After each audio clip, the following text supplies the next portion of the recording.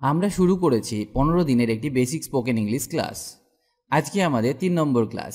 আগের দুটি ক্লাস যারা মিস করেছেন তারা অবশ্যই একবার দেখে নেবেন, কারণ আগের ক্লাসগুলিতে আমি ইংরেজির অনেক গুরুত্বপূর্ণ জিনিস আলোচনা করেছি, যেগুলি না জানলে আপনার সঠিক ইংরেজি জানা বা শেখা হবে না। তাই দ্রুত ইংরেজি বলার ইচ্ছে থাকলে অবশ্যই ক্লাস দুটি দেখবেন। আমি শুরু থেকে বলে আসছি, এই ক্লাসটি স্পেশাল তাদের জন্য যারা একদমই ইংরেজি বলতে পারেন না। এই 15টি ক্লাস মন দিয়ে করলে আপনি অবশ্যই ইংরেজি বলতে শুরু করবেন। আরেকটি কথা, অবশ্যই আমাদের চ্যানেলটি সাবস্ক্রাইব করে রাখবেন যাতে একটি ক্লাসও মিস না হয়। ক্লাস মিস করা মানে আপনি পিছিয়ে পড়বেন। আজকে আমরা শিখব কিভাবে কাউকে অভিবাদন করতে হয়। ইংরেজিতে খুবই গুরুত্বপূর্ণ বিষয় এটি, আপনাকে অবশ্যই এটা শিখতে হবে। অনেকেই মনে করেন এটা একটা বেকার জিনিস। তাদের বলি, ব্যবহারই হলো আপনার ব্যক্তিত্বের পরিচয়, তাই ব্যক্তিত্বকে পারফেক্ট করতে এটা আপনার শেখা উচিত। তাহলে চলুন শুরু করা যাক। হাই অথবা হ্যালো। High, hello. কারো সাথে দেখা হলে এগুলি আমাদের ব্যবহার করা উচিত। তবে কাকে হাই বলবো আর কাকে হ্যালো বলবো সেটাও আপনার জানা উচিত, কারণ এদের মধ্যে একটা পার্থক্য আছে। হাই বলা হয় আমাদের চেনা জানা কাউকে, সে বন্ধু হতে পারে কিংবা আমাদের আত্মীয় হতে পারে। মানে যাকে হাই বলবো তাকে আমরা খুব ভালোভাবে চিনি বা সেই ব্যক্তি আমাদের খুবই পরিচিত।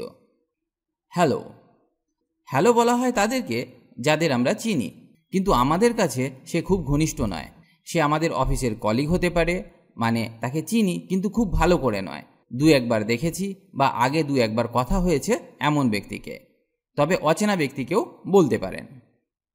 হাই এবং হ্যালোর মধ্যে আর একটা পার্থক্য আছে। হাইকে ইনফরমাল ওয়েতে ব্যবহার করা হয় আর হ্যালোকে ফরমাল ওয়েতে ব্যবহার করা হয়। আর একটা কথা বলে দিই, যেটা জানা খুবই জরুরি। অনেকেই মনে করেন হাই শব্দটি শুধুমাত্র মেয়েরা কিংবা মেয়েদের ক্ষেত্রে ব্যবহার করা হয়। এটা একদম ভুল ধারণা। আপনি সবার সাথেই এই শব্দটি ব্যবহার করতে পারেন, সে ছেলে হোক বা মেয়ে, কাকা কাকিমা, বন্ধু বান্ধবী, ছোট বড় সবার সাথেই ব্যবহার করতে পারেন। বাংলায় যেমন আমরা কারো সাথে দেখা হলে বলি নমস্কার, ইংরেজিতে ঠিক তেমনি কারো সাথে দেখা হলে হাই বা হ্যালোকে ব্যবহার করা হয়। আশা করি এদের ব্যবহার আপনার কাছে ক্লিয়ার হয়ে গেছে। নিজের কনফিডেন্স বাড়াতে আজ থেকেই এই শব্দগুলি ব্যবহার করতে শুরু করুন। Good morning. বাংলায় ভদ্রতা দেখাতে সকালবেলা কারো সাথে দেখা হলে আমরা বলে থাকি সুপ্রভাত। ঠিক ইংরেজিতে বলা হয় গুড মর্নিং। তবে গুড মর্নিং দুপুর 12টার আগে পর্যন্ত বলা যায়। এই গুড মর্নিং বলাটাও আজ থেকে শুরু করুন। এই ছোট ছোট জিনিসগুলি আপনাকে পারফেক্ট করে তুলবে। আর একটা কথা এখানে বলে দিই, রাত 12টার পর থেকে দুপুর 12টার আগে পর্যন্ত আমরা গুড মর্নিং বলতে পারি। এবার প্রশ্ন হতে পারে যে, যদি কারো সাথে রাত 3টের সময় দেখা হয় তখন কি তাকে গুড মর্নিং বলা যাবে? অবশ্যই বলা যাবে, এতে কোনো অসুবিধা নেই। সাধারণত আমাদের সাথে সবার দেখা হয় ভোরবেলা থেকে, মোটামুটি 5টার পর থেকে। অনেকেই বলবেন এটা তো আমিও জানি, সকালবেলা গুড মর্নিং বলতে হয়। জানা আর ব্যবহার করার মধ্যে আকাশ পাতাল তফাৎ। সেই জানার কোনো গুরুত্ব নেই যদি না জীবনে অ্যাপ্লাই করেন।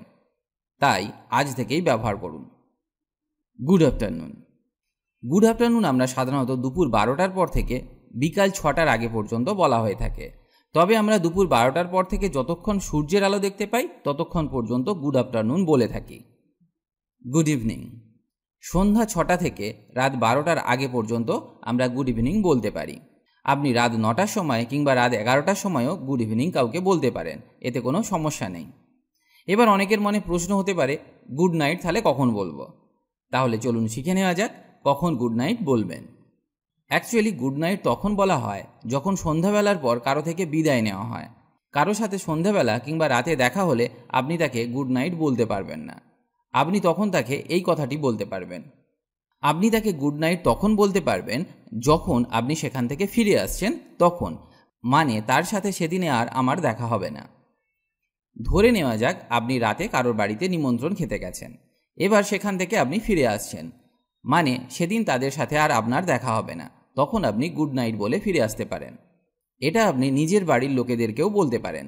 যখন আপনি রাতে শুতে যাবেন আপনার নিজের ঘরে, তখন আপনি অন্যদেরকে গুড নাইট বলতে পারেন। এটা খুব ভালো করে মনে রাখবেন।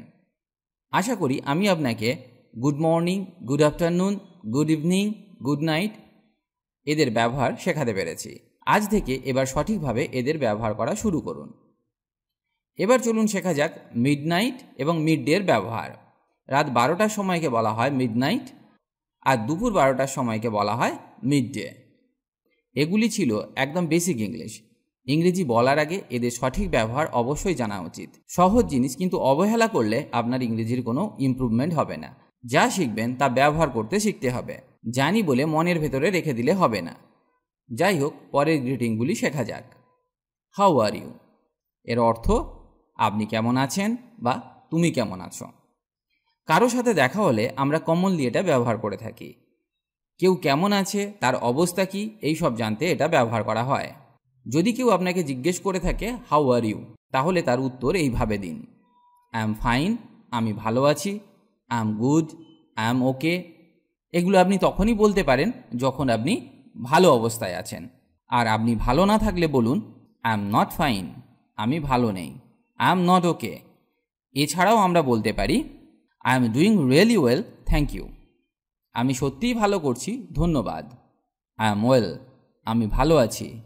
নট টু ব্যাড, খুব খারাপ না। ইয়া অল রাইট, হ্যাঁ সব ঠিক আছে। ভেরি ওয়েল, থ্যাঙ্কস, খুব ভালো, ধন্যবাদ। তো এইগুলি আপনি ব্যবহার করতে পারেন। সবগুলি শিখে রাখুন, যেটা আপনার ভালো লাগে সেটি ব্যবহার করুন। এবার পরেরটা শেখা যাক। হাউ ডু ইউ ডু এর অর্থ আপনি কেমন আছেন বা তুমি কেমন আছো। অনেকেই আছেন যারা হাউ আর ইউ এর পরিবর্তে হাউ ডু ইউ ডু ব্যবহার করে থাকেন। এই দুটি বাক্যের অর্থ হলো আপনি কেমন আছেন। আপনিও আজ থেকে বলতে শুরু করুন। কেউ আপনাকে হাউ ডু ইউ ডু বললে আগের উত্তরগুলি একইভাবে দিতে পারেন। হাউ আর ইউ ডুইং, আপনার কি অবস্থা বা আপনি কেমন আছেন। আই এম ডুইং গুড, আমি ভালো করছি। প্রিটি গুড, বেশ ভালো। এবার পরেরটা শেখা যাক। How is it going. How is it going এর অর্থ কেমন চলছে। তো এর উত্তর আমরা এইভাবে দিতে পারি: গ্রেট। এছাড়াও আরও কিছু ছোট ছোট ফ্রেজ আছে যেগুলো আমরা ব্যবহার করতে পারি। যেমন হোয়াটসঅ্যাপ। হোয়াটসঅ্যাপ মানে কি চলছে। What's new. হোয়াটস নিউ এর মানে নতুন কোনো খবর আছে। এটা সাধারণত বন্ধুদের ক্ষেত্রে ব্যবহার করা হয়। এর উত্তর আপনি আগেরগুলির মতো দিতে পারেন। How about you. How about you এর মানে তুমি কেমন আছো। যখন কেউ আপনাকে জিজ্ঞেস করে হাউ আর ইউ, এর উত্তর দিতে গিয়ে আপনি তাকে হয়তো বললেন I am fine and how about you. তো এর উত্তর এইভাবে দেওয়া যেতে পারে, একদম সহজভাবে। আপনি ভালো থাকলে বলুন গুড, আর ভালো না থাকলে বলুন not good. Good, not good. বা আগের উত্তরগুলিও আপনি ব্যবহার করতে পারেন। চলুন পরের ফ্রেজটা শেখা যাক। What's going on. What's going on কি চলছে। এটা আমরা কখন ব্যবহার করতে পারি? ধরুন আপনি কোনো কিছু কাজ করছেন কিংবা আপনি কোনো মিটিংয়ে গেছেন। হঠাৎ করে কেউ এসে আপনাকে জিজ্ঞেস করতে পারে what's going on. What's going on আপনি তখন উত্তর দিতে পারেন নাথিং, যদি আপনার তাকে না জানানোর ইচ্ছে হয়। আর যদি বলার ইচ্ছে থাকে তো তাহলে তাকে আপনি যা করছেন সেটা বলে দিন। How is your day. How is your day. How is your day going. How is your day going এটাও হাউ আর ইউ এর মতো একটি প্রশ্ন, তবে এটা শুধুমাত্র এখনের জন্য জিজ্ঞাসা করা হয় না, সারা দিনের হিসাবে ব্যবহার করা হয়। ধরুন আপনি কোথাও কাজ করেন, সেখানে সবাই জানেন যে আপনি আজ অন্যদের সাথে বেড়াতে যাবেন। তো সন্ধেবেলায় আপনার কোনো বন্ধু আপনাকে ফোন করে জিজ্ঞেস করতে পারে এই বাক্যগুলি: how is everything. How is everything. How are things. How is life এর অর্থ সব কিছু কেমন চলছে। এই অর্থে আমরা এই বাক্যগুলি ব্যবহার করতে পারি। এইগুলি আমরা সাধারণত ব্যবহার করি তাদের সাথে যাদেরকে আমরা চিনি বা জানি। এর উত্তর আপনি এইভাবে দিতে পারেন: গুড, নট ব্যাড ইত্যাদি বলে। Good, not bad. Good to see you or nice to see you, যার অর্থ আপনাকে দেখে ভালো লাগলো। যদি কারো সাথে দেখা করে আপনার ভালো লেগে থাকে তাহলে আপনি তাকে বলতে পারেন good to see you or nice to see you. এই কথাটা বললে আপনি যার সাথে দেখা করলেন তার অনেক বেশি ভালো লাগবে। এই বাক্যটি অবশ্যই ব্যবহার করা উচিত। যদি কেউ আপনাকে এটা বলে থাকে তাহলে এর উত্তরে আপনারও বলা উচিত good to see you too. Good to see you too এখানে শুধুমাত্র আমরা টু কথাটি অ্যাড করলাম। যার অর্থ তোমাকে দেখেও খুব ভালো লাগছে। এছাড়াও আমরা বলতে পারি nice to meet you, nice to meet you. তো এর উত্তর হবে nice to meet you too, nice to meet you too. Thanks এবং থ্যাংক ইউ।